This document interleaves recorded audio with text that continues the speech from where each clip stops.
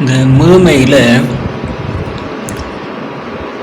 கபநீர் சேர்ந்து மூளையுடைய செயல்திறன், நினைவு, சிந்தனை, மறதி வர்றது, அல்சைமர் வியாதி, இதெல்லாம்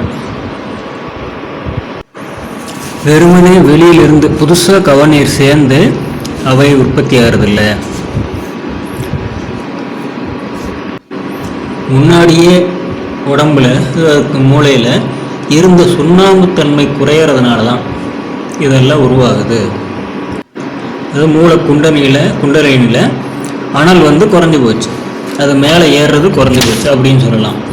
இதனால தான் மூளையினுடைய உள்பாகங்களில் இந்த கபமானது சேர்ந்து இந்த வியாதிகளில் உற்பத்தி ஆகுது. விழிப்பு நிலை குறையுது, உறக்கமும் இந்த நினைவு தப்புதலும் வருது, தியானம் சித்தியாக மாட்டேங்குது, அறிவு விழிக்க மாட்டேங்குது. இதெல்லாம் ஏற்கனவே பேசியிருக்கோம். எதுலைன்னா யோகங்கிற தலைப்பில், அது ரோமன் லெட்டர் 1, அதில் 22 சப்டிவிஷன் 3. அதே போல் ரோமன் லெட்டர் 1 18 1 2 சப்டிவிஷனும். இதில் சுண்ணாம்பு குறையிறதுனால தான் இந்த கபமானது மூளையில் சேர்ந்து முதுமை வருது.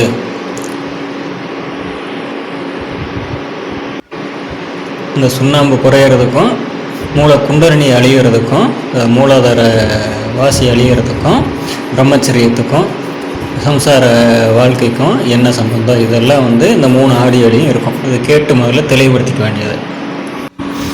சரி, இது எல்லாத்துக்கும் உதாரணம் என்னென்னா, சாதம் வடிக்கும்போது, வேக வைக்கும்போது இல்லை, வடிக்கும்போது இந்த பானையில் சாதம் வடிக்கிற மாதிரி சாதம் வந்ததுக்கப்புறம் அந்த கஞ்சி வடிச்சிருவோம்.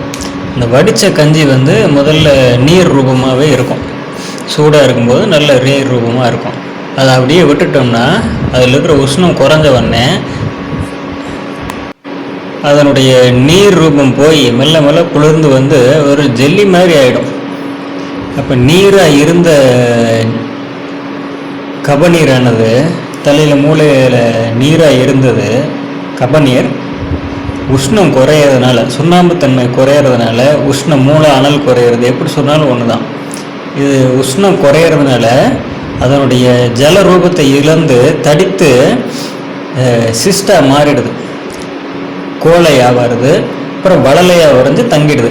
இதே மாதிரி நம்ம அரிசி வடித்த கஞ்சி எப்படி உஷ்ணம் குறைய குறைய அது நீர் ரூபத்தை இழந்து திட ரூபத்துக்கு மாறி சாலிடாக மாறுதோ, அது மாதிரி இந்த முதல்ல கபநீராக இருக்கும்போது, மூளையில் இந்த நீரானது கபநீராகவே இருக்கும்போது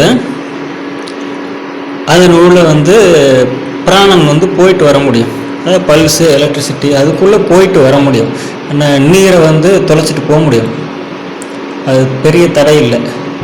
அதை நான் ஆவியாக கூட முடியும். சாதனை பண்ணாலும் சரி, சின்னதாக மருந்துகள் ஏதாவது யோக தந்திரங்கள் எது பண்ணாலும் சரி, அந்த கபநீர் இருக்கிற வரைக்கும் அந்த கபநீரை மேலே ஆவியாக்க முடியும். அந்த கபநீர் வழியாக ஏதோ சொற்பமாவது கொஞ்சம் கொஞ்சமாவது பிராணன் உள்ளுக்குள்ளே தலைக்குள்ளே போயிட்டு வந்துட்டு இருக்க முடியும். இதனுடைய உஷ்ணம் இழந்த அந்த அரிசி வடித்த கஞ்சி மாதிரி அது குளிர ஆரம்பிச்சிருச்சுன்னா கோலையாக மாறிடும். கோலைன்னா அது அசையாமல் இருக்கும். இந்த அரிசி வடித்த கஞ்சி முதல்ல நல்ல ஓடக்கூடிய திரவத்தன்மையில் இருக்கும். பிறகு ஒரு கோலை நிலைக்கு மாறும். கோலை நிலைன்னா ரப்பர் பேண்ட் மாதிரி, ரப்பர் பேண்டை விட கொஞ்சம் லூஸாக வச்சுக்கணும். இழுத்தா இழுக்கும், ஊற்றுனா ஓடும். ஆனால் முதல்ல தண்ணி மாதிரி ஓடின மாதிரி ஓடாது, ஓடிட்டு கொஞ்சம் இதில் நின்றுடும். இது கோலை.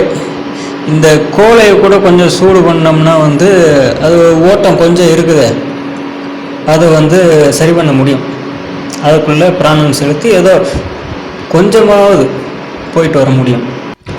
3வது நிலை இந்த கஞ்சி சுத்தமாக உறைஞ்சி, உஷ்ணமெல்லாம் இழந்து, சுண்ணாம்பன்மையை இழந்து உறைஞ்சி திடரூபமாகவே மாறிடுறது, ஜெல்லியாகவே மாறிடுது. இதை கீழே வச்ச அப்படியே இருக்கும்.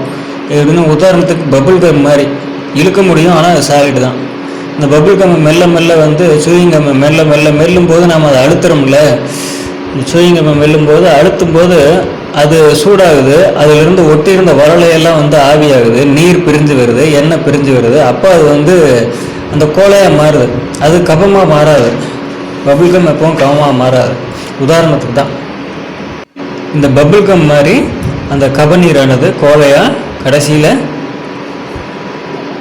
வளலையாக உறைஞ்சே போயிடுது. இந்த வளலை வந்து சிஸ்ட்டு. இது வந்து ஒரு வெளிச்சத்தை தடுக்கும், பிராணனை தடுக்கும், ஒளியை தடுக்கும், வெப்பத்தை தடுக்கும், ஓசையும் தடுக்கும், ஓங்காரத்தை முழுமையாக தடுக்கும். இது எப்போ வந்து வளலையை உரைய ஆரம்பிக்குதோ அப்போ முழுமை அண்ட ஆரம்பிச்சிடும், தியானம் சித்தி ஆகாது, நினைவு தப்ப ஆரம்பிச்சிடும். இதே வளலையானது அதீத உஷ்ணத்துக்கு உட்படும் போது, எப்படி நம்ம இந்த அரிசி வடித்த கஞ்சி வந்து இப்போது அது அந்த வளலையாக உறைஞ்சிருச்சு, 3வது நிலையில் உறைஞ்சிருச்சு, அப்படியே தான் இருக்கும். அதை வந்து அடுப்பில் வைக்கிறோம் அல்லது வெயில் பட வச்சிட்றோம் அப்படின்னா அது உலர்ந்து கட்டியாக மாறிடும், வடகம் மாதிரி மாறிடும்.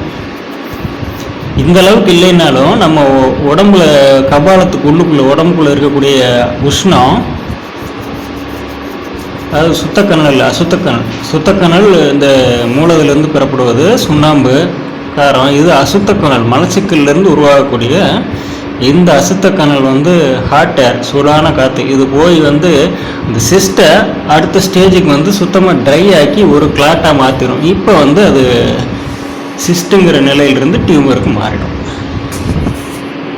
இப்போ சுண்ணாம்பு குறைய தான் இதெல்லாம் வரும். கர்ப்பசாதனை மூலிமா கொஞ்சம் கொஞ்சமாக சுண்ணாம்பு சேர்த்துக்கிட்டே இருக்க இது ரிவர்ஸில் மாறும். குறைஞ்ச வளலையானது கோலையாக மாறும், கோலையானது கபநீராக மாறும். அந்த கபநீரை வந்து நம்ம உடல் அசைவை கொடுத்தோம்னா, யோகம் பண்ணோம்னாலும் சரி, ஆசனாச வாசி இதில் எல்லாம் வந்து அதை ஆவியாக மாற்றி வெளியேற்றிட முடியும். இது டியூமராகவே மாறிடுச்சு அப்படிங்கிற ஸ்டேஜில் உடம்புல தலையில் மட்டும் இல்லை, உடம்புக்கு உள்ளேயும் வந்து எல்லா செல்களையும் இதே தான் நடக்கும். கபநீர், கோலை, வளலை இதெல்லாம் உருவாகும். நாள்பட வந்து அந்த கோலையும் வந்து வறண்டு போய் வந்து உள்ள மலமாக தங்கிடும், கரியாக தங்கிடும், அதாவது பிளாக்காகவே தங்கிடும். அது டியூமர்ஸை உண்டு பண்ணும். இப்போ அந்த கரைக்கணும் அப்படின்னா வெறுமனே சுண்ணம் பத்தாது, அதுக்கு உப்பு வேணும், உப்பு நீர் வேணும். உப்பு நீர் இருந்ததுன்னா அது கரையும். இப்போ உப்பு சாப்பிட்டு முதல்ல உடம்பை சுத்தி பண்ணிவிட்டு அதுக்கப்புறம் சுண்ணம் கொஞ்சம் கொஞ்சமாக சாப்பிட்ருந்தோம். அது இழந்து போன மூளை குண்டனி எல்லாம் மேலே வரும்.